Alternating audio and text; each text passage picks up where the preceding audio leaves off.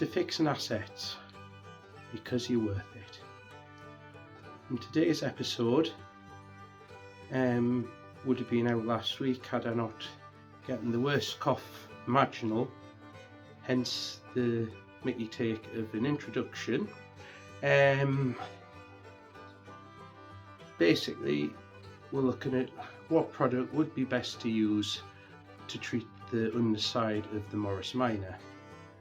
In doing that, I'm going to work out what would be the best product to use to treat the underside of the red Beetle, which, as you can see, does actually, somewhat need it.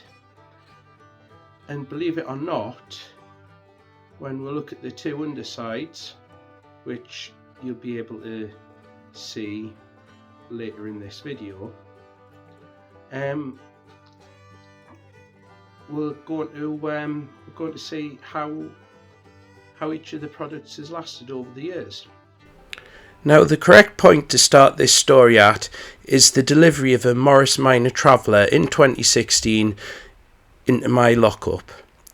This was promptly put on wheels, brought back to a different garage and stuck on a rotisserie where the issues could be analysed. There was a lot of rot to weld up, the spring hangers, the edges of the floor pans, miscellaneous parts in the middle of the floor pan. And once that had happened, we treated the floor and painted it with epoxy mastic. So the question is, how well has the epoxy mastic handled the British weather? Well, there is some corrosion, but it's still relatively intact, especially inside the chassis legs.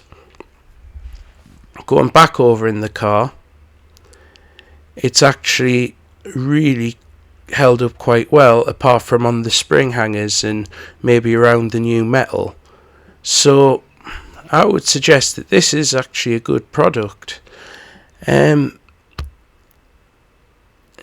Around the back of the car, it is also still pretty solid, apart from right at the edges. So I think I like it. In a similar manner, the red Beetle was starting to look a little bit pink.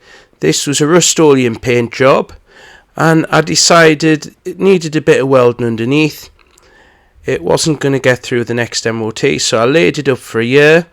It sat through the Beast from the East. It even sat through the second day of the Beast from the East, where you couldn't hardly see it. It even sat through a holiday where I drove a Nissan Note over the Stelvius Pass.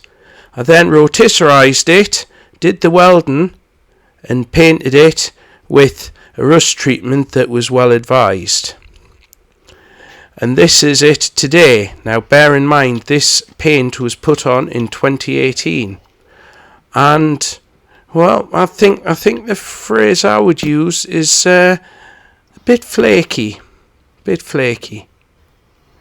It's not too bad on the tunnel, but on the floor pans, it's rather flaky. So anyway, the question is, what should I use? Anyway, to play us out, here's some Christmas lights and Jingle Bells.